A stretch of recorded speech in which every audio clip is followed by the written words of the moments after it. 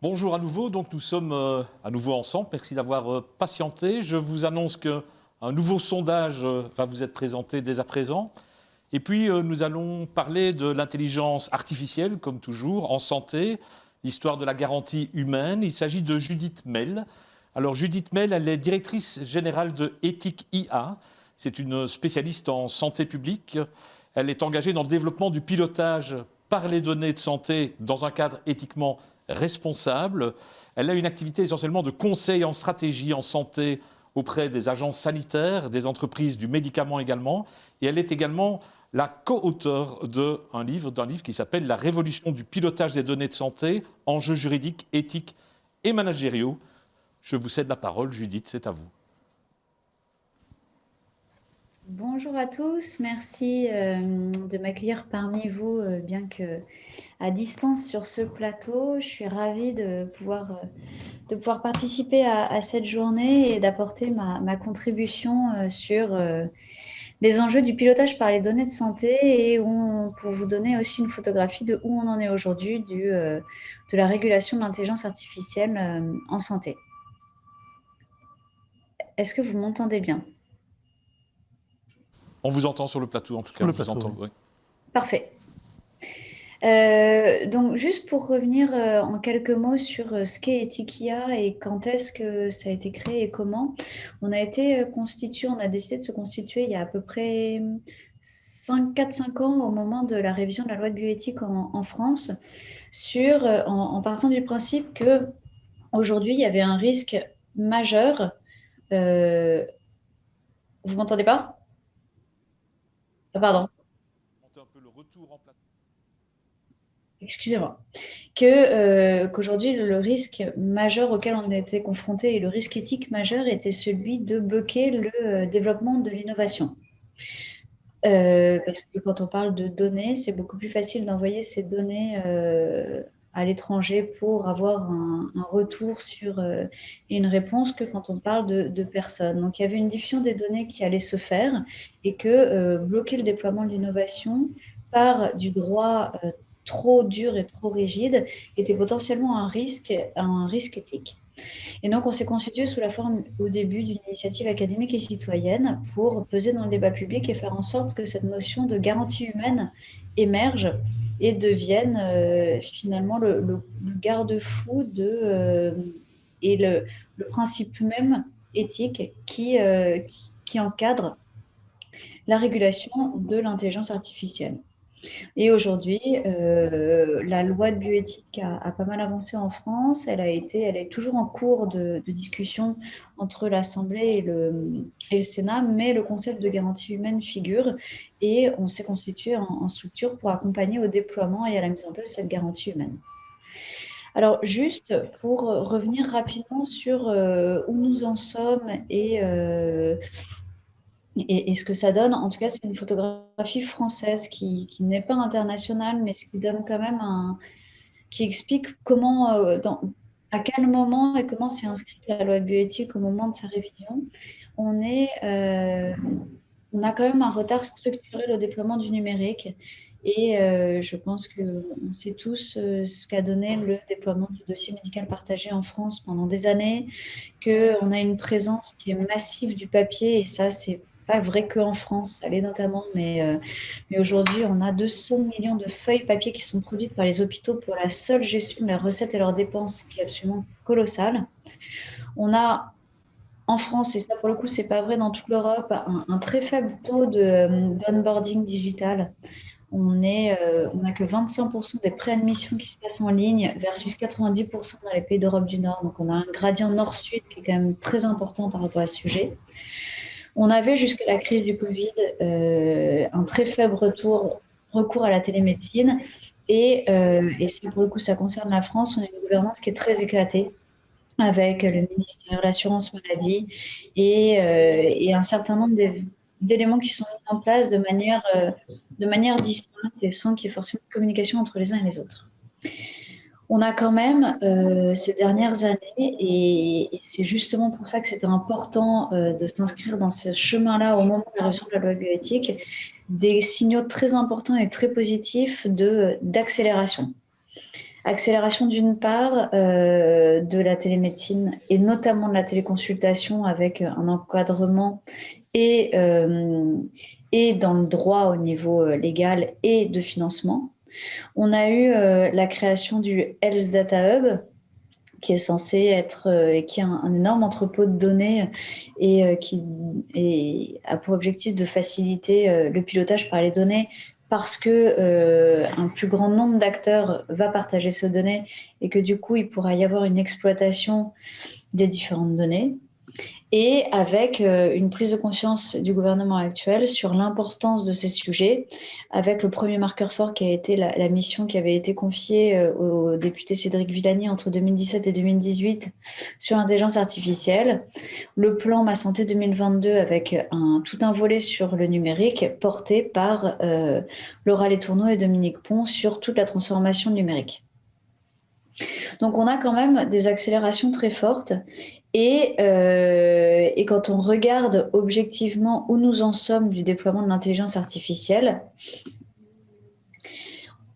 on a différents champs d'application. On a déjà tout ce qui est radiologie, qui est quand même objectivement le domaine qui est largement le plus avancé par rapport au déploiement de l'intelligence artificielle et notamment sur tout ce qui est apprentissage machine par reconnaissance d'images avec des techniques de reconnaissance de tumeurs qui sont assez pointues. On a l'ophtalmologie qui est assez avancée aussi et ils sont avancés parce que c'est une des spécialités qui utilise aussi beaucoup l'imagerie. Et notamment avec un gros sujet éthique qui a été un des premiers à se poser et qui ne sera pas le dernier, qui est dans la rétinopathie du diabétique, avec IDXDR, qui est la première solution, ayant recours à une intelligence artificielle qui a eu une autorisation par la FDA. Et là, on a du coup, et ça rejoint un peu l'introduction sur que le risque éthique majeur était celui de bloquer l'innovation. C'est qu'aujourd'hui, on a une solution qui a démontré une efficacité supérieure ou équivalente aux experts ophtalmo sur l'identification d'une rétinopathie du diabétique, qui est autorisée aux États-Unis, solution à laquelle nous n'avons pas accès en tant que citoyens européens et citoyens français.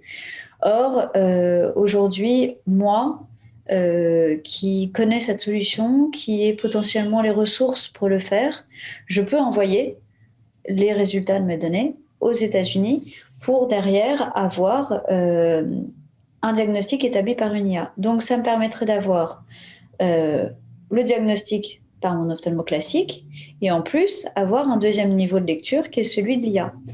Donc, clairement, on se rend tout de suite bien compte de l'enjeu éthique par rapport à ça, qui est celui de la porosité des frontières entre les systèmes de santé, quand on a recours à ce type de dispositif, et du coup, le défi à l'accès à l'innovation, et quel est le rôle et comment doivent se positionner les autorités sanitaires par rapport à ce type de sujet. Donc, c'est vraiment un exemple pour nous qui illustre très clairement en fait, les sujets éthiques relevant du déploiement de l'innovation. Et du coup, comment on peut répondre à la demande d'accès des professionnels de santé et des patients à l'innovation en termes de médecine algorithmique. Et après, il y a un certain nombre d'autres sujets sur lesquels il y a des déploiements d'intelligence artificielle, comme en cancérologie avec des startups qui se développent sur les cancers du sein, les cancers du poumon. Et on se rend compte, du coup, quand même, on revient au même sujet que la radiologie, c'est que pour l'instant, on a plutôt des IA de diagnostic plutôt que des IA d'accompagnement à la prise en charge médicale. Et on a aussi des IA de back-office qui permettent une amélioration des parcours patients, une amélioration de la facturation, ce genre de choses. Après, quand même, un petit focus sur la période que nous traversons pour voir finalement ce qui a été fait et ce qui n'a pas été fait. C'est-à-dire que par rapport à tout le bruit de fond qu'on peut avoir sur l'intelligence artificielle et notamment ce qu'on peut entendre sur ce qui se passe dans les pays outre-Atlantique ou outre-continental vers la Chine, où on a l'impression qu'on a finalement presque un pilotage par les données qui se fait et des déploiements très forts d'intelligence artificielle, qu'on aurait pu avoir une crise sanitaire complètement gérée et anticipée par ces dispositifs qui existent.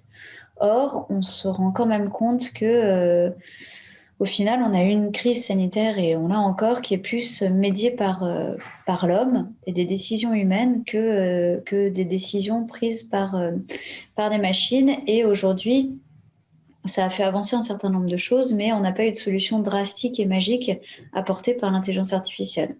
Donc on sait notamment qu'il y a un certain nombre d'outils qui existent pour la prédiction des épidémies et la prédiction des flux de propagation qui avaient été mises en place pour évaluer les propagations de virus Zika ou virus de la dengue, et idem pour le chikungunya, qui croisent en fait des recherches Google, des flux de personnes, ce genre de choses, et fort de constater que même si ce sont des choses qui existent et qui ont probablement pu identifier et pu ralentir la propagation de certaines épidémies de maladies tropicales, ça n'a pas été efficace sur la gestion de la crise sanitaire et ça n'a pas été efficace sur la gestion de la crise Covid.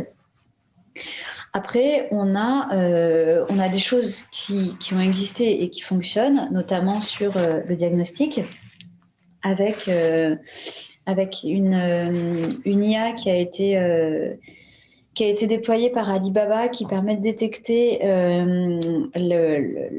la Covid-19 dans des scans, en fait, donc avec une lecture de 4 scans assez précis. Et on a aussi des choses qui ont permis de faire respecter le confinement, qui ont été utilisés notamment en Chine, où on a vu des drones arriver livrant les courses devant les portes des personnes pendant la première vague.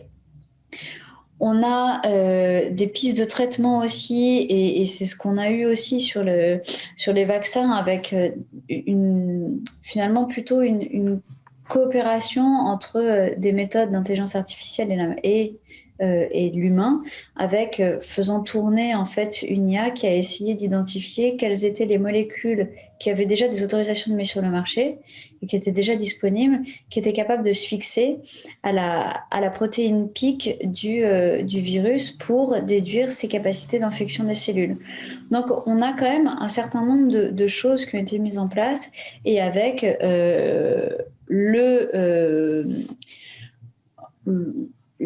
tout ça qui ont donné lieu derrière au data tracking, et avec le Tous Anti-Covid en France, qui a été quand même qui a illustré pareil cette espèce d'ambivalence entre comment on protège l'intérêt individuel versus l'intérêt collectif, et demain le sujet qui va se reposer sur le pass sanitaire, qui est quand même complètement à l'ordre du jour.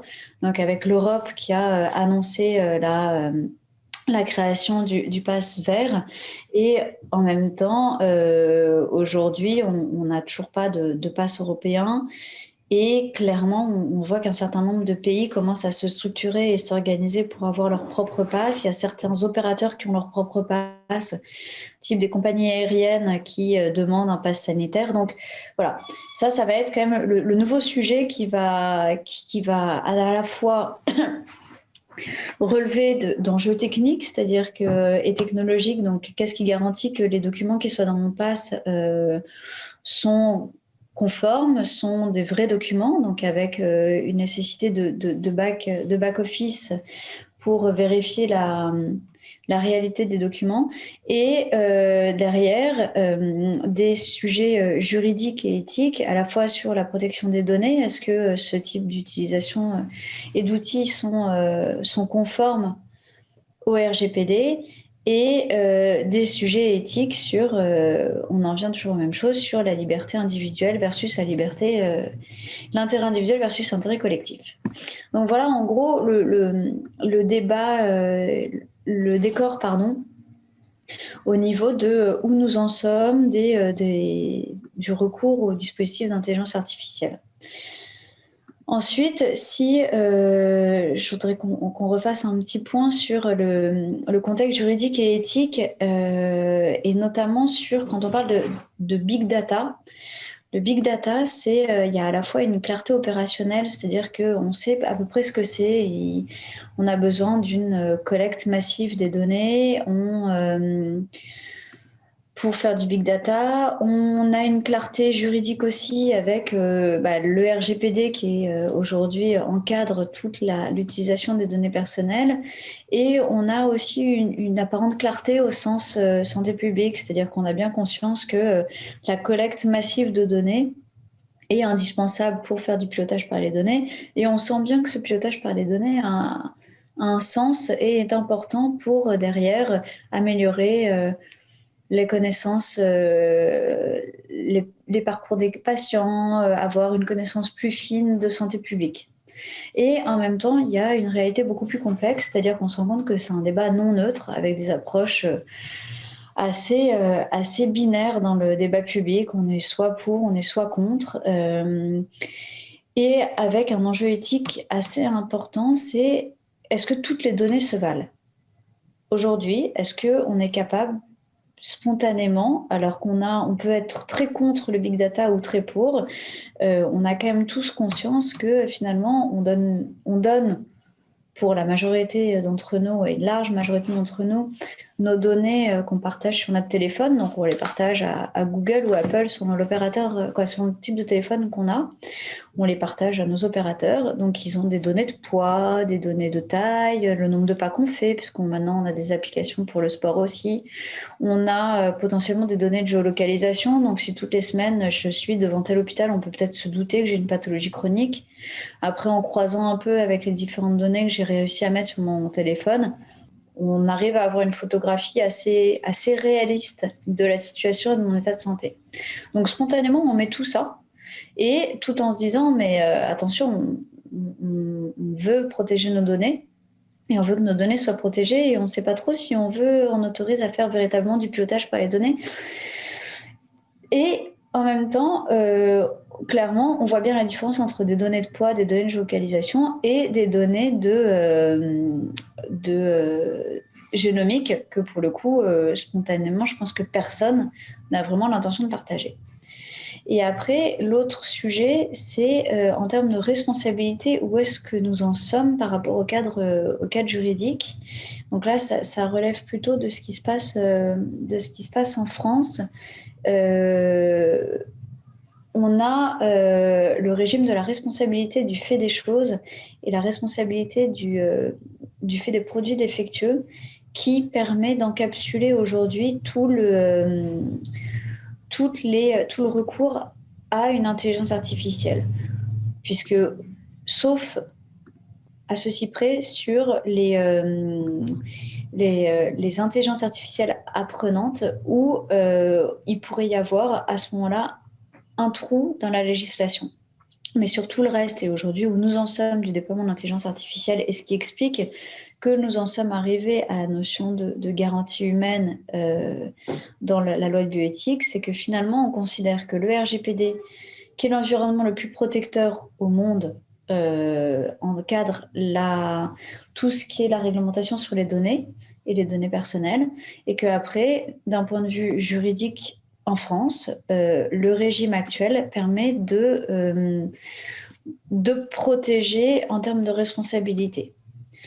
Et que finalement, l'intelligence artificielle était un outil supplémentaire à la pratique et était couverte et par le RGPD et par le droit français. Et d'où l'importance d'en arriver à pas rentrer dans le droit dur et avoir une régulation dite positive du déploiement de l'intelligence artificielle. Et c'est comme ça qu'on en est arrivé dans la loi de bioéthique à ce fameux article 11 qui est en cours de discussion à l'Assemblée, mais qui reprend en fait qui n'est pas du tout, qui a un article assez ouvert et qui permet juste de dire que donc l'article 11 tel qu'il est écrit actuellement, donc explicité dans l'exposé des motifs, qui dit que l'article 11 vise à sécuriser la bonne information du patient lorsqu'un traitement algorithmique de données massives, intelligence artificielle, est utilisé à l'occasion d'un acte de soin. Il décline également la garantie humaine de supervision d'une intervention humaine. Donc il y a deux principes qui sont pris dans cet article 11, et cet article 11 est celui qui encadre en fait le déploiement, l'utilisation d'une intelligence artificielle, qui sont l'information du patient sur le recours à une intelligence artificielle lors de son parcours de soins, parcours de santé. Et le deuxième principe, qui est celui de la mise en place d'une supervision humaine et qui peut mettre en place, a priori sous plusieurs formes, et notamment celle de collèges de garantie humaine, associant à la fois des professionnels de santé, des patients, des innovateurs en IA.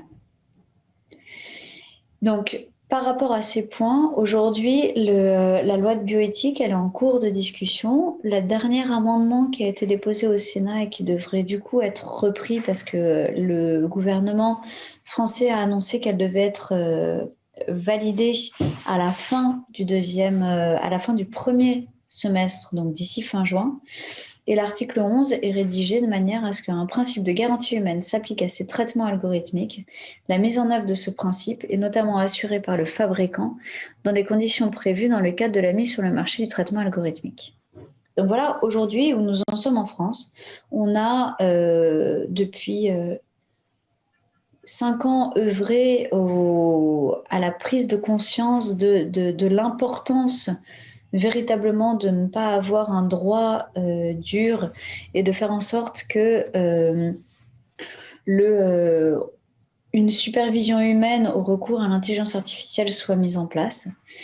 Cette notion a été reprise par de nombreuses instances et c'est pour ça que c'est important aujourd'hui que vous ayez notion de ça. Ça a été repris déjà dans le livre blanc de la Commission européenne sur l'intelligence artificielle, qui date de février 2020, et où ils insistent sur le fait qu'il faut qu'il y ait une supervision humaine qui soit mise en place sur le recours à des dispositifs d'intelligence artificielle, mais pas exclusivement en santé. C'est-à-dire que pour eux, tout dispositif d'intelligence artificielle doit faire l'objet d'une supervision humaine. C'est une notion qui a été endossée par l'OMS, et qui va être reprise par l'Organisation mondiale de la santé aussi, cette garantie humaine. Et après, plus au niveau français, et là, ça va avoir un impact sur les fabricants d'algorithmes, où en fait, ça a été repris dans la grille d'évaluation de la Haute Autorité de Santé, qui, du coup, vérifie qu'il y a une supervision humaine qui est mise en place dans le recours à une intelligence artificielle, et c'est ça qui permettra ou non d'avoir une obtention de prix. Alors, concrètement, si j'essaie de vous expliquer dans les quelques minutes qui me restent ce qu'est cette supervision humaine et comment elle peut être mise en place, on a mis en place le premier cas de supervision humaine, le premier collège de supervision humaine sous l'égide de l'Union française de santé bucco-dentaire, qui est l'équivalent d'une société savante qui gère plutôt toute la prévention dans le soin dentaire, qui, dans le cadre d'une expérimentation dans des EHPAD, a travaillé en collaboration avec une start-up qui s'appelle Dental Monitoring. Cette start-up a développé une solution qui, en prenant en photo la bouche des résidents des EHPAD, rehausse la photo en panoramique dentaire et émet des recommandations. Donc des recommandations type aller voir un dentiste, renforcer l'hygiène, un risque de défaut de mastication. Donc, émet un certain nombre de recommandations. Et l'Union française de santé bucco-dentaire, au moment de mettre en place cette expérimentation, s'est demandé, et donc nous a interrogés, pour savoir si le cadre éthique et juridique de la solution était en phase avec la réglementation et RGPD et la loi de bioéthique. Donc, on a fait un audit pour l'Union française de santé bucco-dentaire et on a recommandé de mettre en place 2 niveaux de supervision humaine, à savoir qu'il y ait une personne, un chirurgien dentiste intégré à la start-up qui vérifie au fil de l'eau en fait que les solutions et les recommandations émises par l'algorithme sont en phase avec ce que lui aurait établi. Et le deuxième niveau de supervision humaine est la mise en place de collèges de garantie humaine qui réunit à la fois des dentistes, des utilisateurs de la solution, donc des résidents, des personnes de l'EHPAD, pardon, et des usagers. Alors là, on est sur des EHPAD, donc c'est pas évident d'avoir des représentants des usagers. Ce sont souvent des personnes qui sont soit en situation de perte d'autonomie ou en situation de grande dépendance. Donc, en fait, ce sont des associations de patients qui sont intégrées à ce collège. Et donc, ce collège se réunit 3 fois par an. Il étudie 30 cas. Chaque cas est étudié par 2 réviseurs qui sont mis dans des situations exactes de l'intelligence artificielle. Donc, en fait, ils ont les dossiers et les cas sont tirés soit de manière aléatoire, soit ils sont étudiés parce que remontés comme ayant eu des effets indésirables. Donc, dans le cadre en gros, qu'il y a eu une distorsion entre ce que pense l'utilisateur de la solution et ce qu'a recommandé l'IA. Et donc, les réviseurs sont mis dans des conditions similaires à celles de l'intelligence artificielle et ils mettent des recommandations. Et ça, c'est le travail fait en amont. Et pendant le collège, on regarde les cas sur lesquels il y a des distorsions. Donc, sur tous les cas, donc sur les 30 cas étudiés, il y avait 8 cas sur lesquels il y avait des distorsions. Sur les 8 cas, il y en avait 4 où il y avait des distorsions entre les réviseurs eux-mêmes. Donc, il y en avait un qui était d'accord avec les recommandations émises par l'intelligence artificielle et l'autre non. Il y en avait 2 où les 2 réviseurs n'étaient pas en phase, et 4, pardon, où les 2 réviseurs n'étaient pas en phase avec l'intelligence artificielle. Donc, on a étudié tous ces cas-là et on s'est rendu compte que finalement, dans les 4 premiers cas où les 2 réviseurs n'étaient pas d'accord, finalement, le réviseur qui avait été le plus prudent et donc le plus en distorsion avec l'intelligence artificielle se ralliait à la décision prise par l'autre réviseur et l'intelligence artificielle.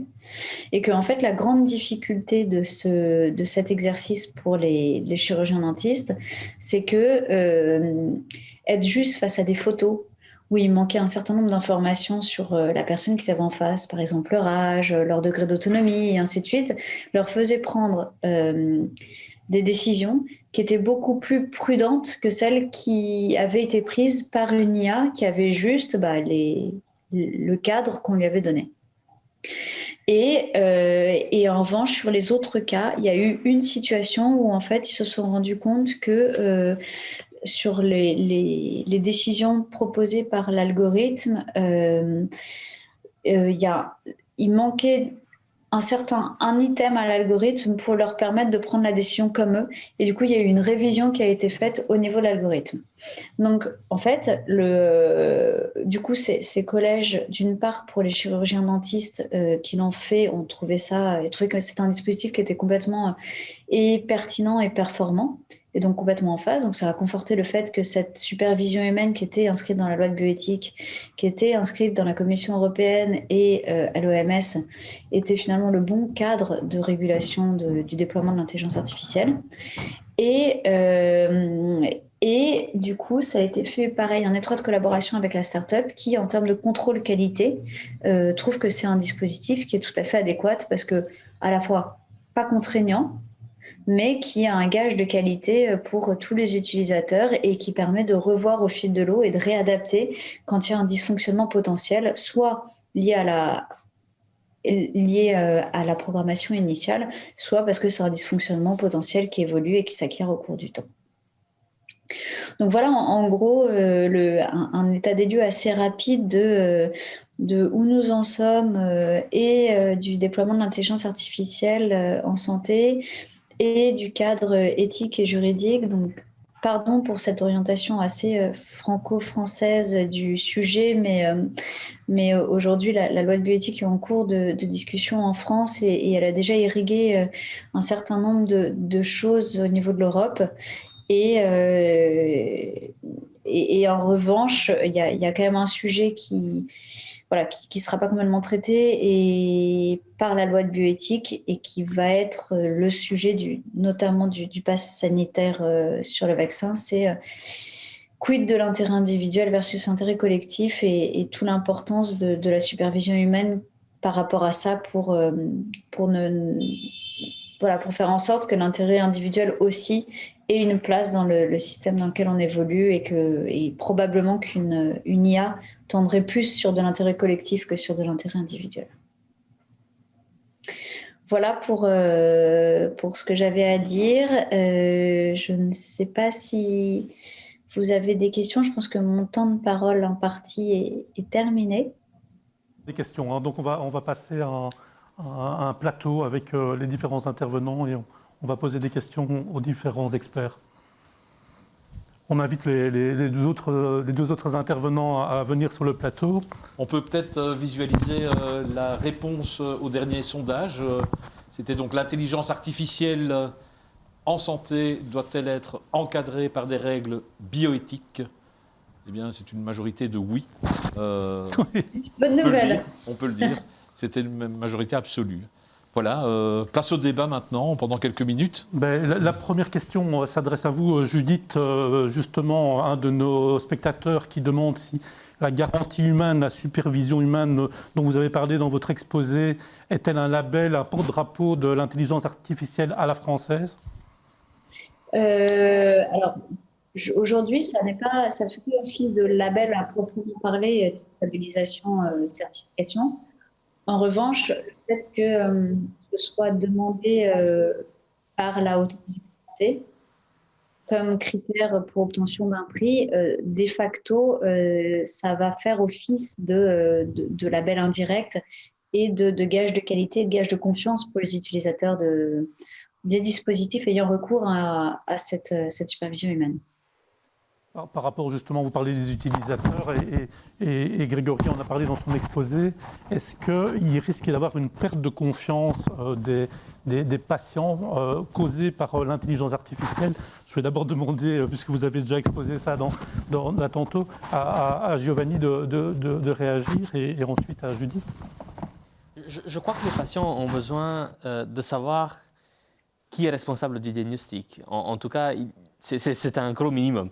Le médecin doit rester le responsable, non pas simplement de l'acte de poser le diagnostic, parce que ça peut être fait par l'IA avec la supervision du médecin, mais l'important est de savoir que le médecin est derrière pour assurer le suivi du patient, de rassurer le patient en disant voilà, j'ai cette machine qui m'aide, comme j'ai le stéthoscope qui m'aide pour vous ausculter les poumons, je ne le fais pas directement, ou comme j'ai cet appareil pour mesurer votre oxygène. Voilà, c'est un autre outil que j'utilise, mais j'ai besoin d'analyser le résultat et de suivre. Donc, pour ne pas perdre la confiance des patients, il faut être pédagogue, comme pour ne pas perdre la confiance des médecins envers ces outils et montrer ce point de confiance. Donc, dans ce cadre-là, le concept de garantie humaine est très, très intéressant. Est-ce qu'il y a d'ailleurs, après je donnerai la parole à Judith, mais un consentement du patient par rapport au fait qu'on va utiliser de l'intelligence artificielle dans sa prise en charge ? Il faut faire attention. C'est une excellente question, Vincent. Mais le péril est qu'on ne fait pas ça avec le stéthoscope, on ne fait pas ça avec l'oxymètre, on ne fait pas ça avec finalement l'imagerie médicale, qui sont d'autres outils. Donc la question de faire signer ce consentement se posera une fois qu'on aura des balises claires pour l'application de l'IA en clinique, ce qui n'est pas encore le cas aujourd'hui.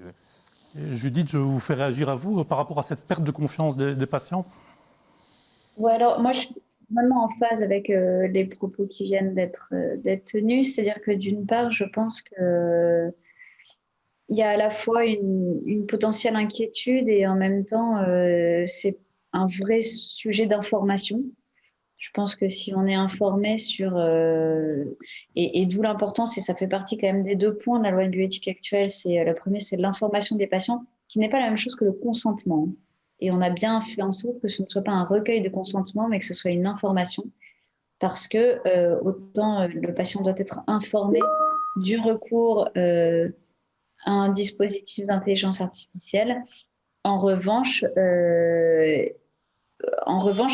et c'est là où je rejoins ce qui a été dit, et ça rejoint tout à l'heure ce que je disais sur les sujets de responsabilité, c'est effectivement le médecin qui est responsable de la décision médicale. Et c'est le médecin qui prend sa décision, et il prend la décision avec tous les outils dont il dispose. Donc il prend la décision avec effectivement que ce soit un stéthoscope, un scanner, une IRM, et pourquoi pas demain une IA qui aura lu l'image. En revanche, c'est vraiment important et justement de faire en sorte, on a beaucoup entendu que la machine allait remplacer le médecin, que ça allait devenir juste un lecteur de résultats d'IA. Si on veut que cette supervision humaine existe, si on veut que cette garantie humaine existe et se fasse, et si on veut que les patients continuent à avoir confiance, il est clair que les médecins doivent rester tout à fait garder un haut niveau de compétences médicales, et ce ne sont pas juste des lecteurs de résultats d'IA. Merci. Je pense que Grégory voulait réagir parce que j'ai senti un trémoussement. Non, mais c'est le problème. La garantie humaine, je crois que ce n'est pas assez parce qu'il faut interpréter les choses dans le contexte concret d'utilisation. Or, le contexte concret d'utilisation, ce n'est pas juste un médecin qui utilise un instrument et qui va donner un diagnostic. C'est aussi un État qui finance et qui veut diminuer le coût des soins de santé. C'est également un hôpital qui doit être rentable. Et donc, ce qui se passe, et on a pu le voir dans différents domaines, c'est bien sûr que l'instrument d'IA, c'est juste un outil qui va donner, par exemple, une suggestion de diagnostic. Que bien entendu, c'est le médecin qui prend la responsabilité de dire s'il est d'accord ou pas. Mais en même temps, l'État et l'hôpital disent « Mais maintenant que vous avez cette aide formidable, vous n'allez plus avoir 10 patients par heure, vous allez en avoir 20, puisque vous avez beaucoup d'aide. » Et donc, à un moment donné, qu'est-ce qui se passe ? Eh bien, le médecin, il fait « Oui, oui, oui. » Alors, est-ce qu'on a une garantie humaine ? Simplement parce qu'on a un humain qui est là, c'est pas sûr. Parce que si on le met dans un contexte où, à la fin, la seule manière dont il peut agir, c'est en se comportant comme une machine, on n'a rien gagné. Et donc, je pense que c'est vraiment important, quand on aborde ces genres de questions, de bien tenir compte, non pas simplement de l'idée qu'on peut avoir d'une personne utilisant un outil, mais aussi du contexte dans lequel il va utiliser, où il y a des tas d'intérêts différents qui vont avoir une influence sur ce que la personne va faire et pouvoir faire. Pour rebondir par rapport à ça, est-ce que justement l'intelligence artificielle laisse place au doute ? On en parlait là tantôt avec Philippe, une des caractéristiques et une forme d'intelligence du médecin, c'est le doute. Est-ce que l'intelligence artificielle laisse la place au doute ? Oui, donc oui, la réponse est oui. Je vais d'abord juste rebondir effectivement sur ce que Grégory a dit. C'est très important de définir le cas d'usage et on le sait qu'il faudra réserver l'IA dans un premier temps aux tâches petites, restreintes et répétitives, justement pour ne pas faire pression sur le médecin. Concernant la place du doute, pas toutes les IA laissent la place au doute. Certaines IA prennent la base de données et considèrent le résultat fourni par un algorithme développé sur cette base de données comme finalement la vérité absolue. Les IA qui mettent la place du doute, c'est les intelligences artificielles qui font référence à des méthodes bayésiennes. Et donc, comme je le disais tout à l'heure, les réseaux bayésiens intègrent dans le théorème de Bayes, il y a cette notion du doute. Il y a cette notion d'intégration de nouvelles informations au fur et à mesure qu'elles arrivent. C'est-à-dire une IA qui peut changer d'idée sur une idée préconçue qu'elle a du monde sur base de données préconçues. Donc, effectivement, l'IA peut douter, mais pour l'instant, on ne retrouve pas ce genre d'IA dans les cas d'usage qui sont présentés dans le marché. La plupart des IA présentes sur le marché font référence souvent à des problèmes qui n'intègrent pas le phénomène du doute. Et donc, il faut faire particulièrement attention et intégrer de plus en plus d'IA bayésiennes dans le monde des logiciels produits. Il y a une question de nos lecteurs par rapport à la formation continue en intelligence artificielle en Belgique. Giovanni, là, je pense que vous avez peut-être des choses à raconter. Oui, alors c'est le moment d'y aller. Donc s'il y a des personnes responsables dans les universités qui nous regardent, c'est le moment d'y aller pour éduquer les médecins, et non seulement les médecins, il faut éduquer les avocats, il faut éduquer les scientifiques humains et sociaux et tous les autres métiers à l'intelligence artificielle. Dans le cas de la médecine spécifiquement, c'est maintenant l'urgence d'élargir ces cours de statistiques, de probabilité. Il faut donner des backgrounds solides, premièrement aux étudiants qui sont déjà en cours. Et puis, il fallait rechercher tous les médecins qui ont une grosse expérience clinique de 10, 15, 20 ans de pratique. Il est fondamental parce que ces médecins-là ont énormément apporté au débat de par leur expérience clinique. Il fallait rechercher ces médecins et leur proposer des certificats de formation de l'algèbre linéaire jusqu'à la compréhension de l'algorithme, des modèles de l'intelligence artificielle, jusqu'à l'implémentation d'un projet IA dans sa pratique clinique, dans son hôpital. Même pour des processus qui ne sont pas cliniques, mais qui sont paracliniques, parce que l'IA, ça concerne tout le processus de soins direct et indirect. Donc oui, c'est nécessaire, mais on constate un certain immobilisme de ce côté-là, non seulement en Belgique, mais en Europe tout en entier. Et il est urgent de reconnaître que la formation en IA devient de plus en plus nécessaire.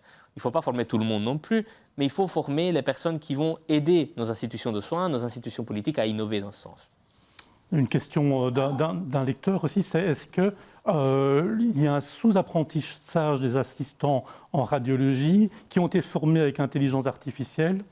Est-ce qu'il y a des études qui montrent déjà ce sous-apprentissage? Bon, je pense que c'est quelqu'un qui n'est pas très favorable à l'intelligence artificielle qui pose la question. Alors, je ne vais pas faire l'exemple de la radiologie parce qu'en radiologie, ce n'est pas le cas.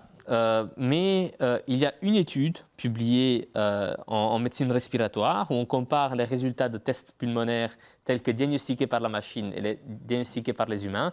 Et les humains n'ont pas performé aussi bien qu'ils auraient dû en tant que spécialistes pneumologues. Donc là, on parle des vieux et pas des jeunes.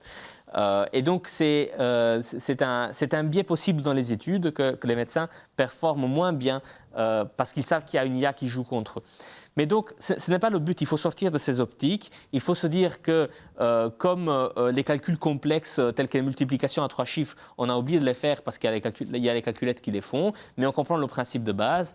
Ainsi, il faut accepter la présence d'intelligence artificielle en tant qu'outil supérieur pour effectuer des tâches répétitives qui prennent du temps et permettre aux médecins qui ont de la formation de se focaliser sur les tâches à valeur ajoutée qui nécessitent la compétence médicale et l'expérience clinique. Encore peut-être une question à deux intervenants. Quelle est la responsabilité médico-légale de quelqu'un qui utilise des algorithmes qui vont évidemment fonder sa décision? Peut-être d'abord Judith et puis Grégory. Alors, aujourd'hui, en France, en tout cas, la responsabilité médico-légale, c'est celle de celui qui décide, en fait. En l'état actuel des choses, c'est pas celui qui a créé l'algorithme, sauf si on arrive à démontrer que la décision qui a été prise a été faussée parce qu'il y avait un dysfonctionnement du dispositif qui a été utilisé. Donc, in fine, c'est le praticien. Oui, mais c'est la même chose et ça revient. C'est la même chose que des décisions médicales qui peuvent être prises avec n'importe quel outil, en fait. Et c'est pour ça qu'on disait que c'est encapsulé par le flux des choses et le flux des produits défectueux. C'est-à-dire que la responsabilité de la décision relève au praticien. Après, si le praticien arrive à montrer que sa décision a été fondée sur un outil qui était faussé, à ce moment-là, c'est de la responsabilité de l'outil. Vous qui êtes professeur de droit, est-ce que vous partagez cette analyse? Non, je pense que c'est tout à fait exact. Après, le problème, c'est d'abord de savoir à quoi sert l'outil, parce que on fait donc j'ai deux choses à dire par rapport à ça. Premièrement, on dit c'est la même chose l'IA que n'importe quel autre outil, parce qu'on va prendre le pouls, on va écouter. C'est pas toujours vrai, ça dépend quel type de logiciel. Si c'est un logiciel qui fait de l'aide au diagnostic, on est dans quelque chose qui est différent d'un instrument de mesure. Quand je prends une mesure, En fait, les gens peuvent prendre le pouls. Si jamais tout d'un coup, vous vous rendez compte que ce que vous entendez, ça n'a pas l'air d'être en phase avec ce qu'a le patient, vous avez des moyens de contrôler. Si vous avez une aide diagnostique qui vous propose un diagnostic, on est quand même dans quelque chose qui est un tout petit peu différent parce qu'il y a déjà une interprétation beaucoup plus avancée des paramètres. Et donc, je pense que c'est un élément à prendre en considération. Deuxième chose, qui est responsable? Et surtout, qu'est-ce qui arrive si un médecin décide de ne pas suivre la recommandation diagnostique, qui est une question qui aujourd'hui est beaucoup posée aux États-Unis. On n'a pas encore d'affaires judiciaires, donc on ne sait pas. Ça, c'est des questions qui vont être très importantes, je pense, dans le futur, dans la mesure où aujourd'hui, et poussé notamment par les développeurs, on est en train de changer les règles en ce qui concerne la responsabilité des constructeurs. Donc, c'est-à-dire qu'on est en train, au niveau européen, de modifier de dire qu'au fond, si vous apportez des données à une machine, ben, vous pourriez aussi avoir une part de responsabilité, même si la machine vous dit quelque chose qui n'est pas correct. Donc, je pense que là, il va y avoir beaucoup de questions dans le futur, si on continue sur la voie où on est, sur savoir est-ce que la responsabilité médico-légale est engagée, si on respecte pas ce que propose la machine, et comment on va se créer ce standard par rapport auquel on va évaluer la responsabilité médico-légale. Encore juste une petite question, parce qu'il nous reste quelques secondes à Giovanni, parce que quelqu'un était fort intéressé par le fait que l'intelligence artificielle pourrait prévenir le burn-out. Est-ce que vous pouvez un petit peu expliquer ça? Oui, donc il y a une étude américaine assez importante qui a analysé le temps de travail des jeunes médecins à l'hôpital universitaire, et qui a trouvé que jusqu'à 85% du temps passé à l'hôpital par les jeunes médecins était passé dans des tâches administratives. Donc, par exemple, être derrière un ordinateur pour remplir le dossier médical. Alors, utiliser certains IA pour prévenir le burn-out, c'est-à-dire que les tâches administratives ont été reconnues par les grandes études menées sur le burn-out comme une des causes principales du burn-out médical. Utiliser l'IA pour gérer l'aspect administratif va revenir à réduire les causes de burn-out, puisqu'elles sont associées dans la pratique médicale. Les médecins sont lancés dans la médecine pour avoir un boulot qui est finalement au contact de l'humain, pour prendre soin de l'humain, mais en fait on se retrouve finalement à passer plus de temps derrière un ordinateur qu'avec le patient. Et donc dans ce sens, certains IA peuvent aider à prévenir des complications qui proviennent du fait qu'on fait un boulot fort administratif, et permettre aux médecins de se refocaliser sur le patient. Voilà, les personnes qui sont intéressées par ce sujet peuvent me contacter pour des informations supplémentaires. Une réaction très courte de Grégory sur le sujet. On pourrait aussi lever un peu de manière... L'administration pourrait décider d'imposer moins de contraintes administratives. Ça limiterait l'investissement nécessaire à faire pour libérer les médecins. Hein. Ça, c'est chaud. On a compris le message. On ne serait pas en Belgique s'il n'y avait pas cette surcharge administrative. Je pense qu'on a malheureusement déjà atteint la partie débat de cette partie de l'émission, et on va vous inviter à une petite pause de 5 minutes.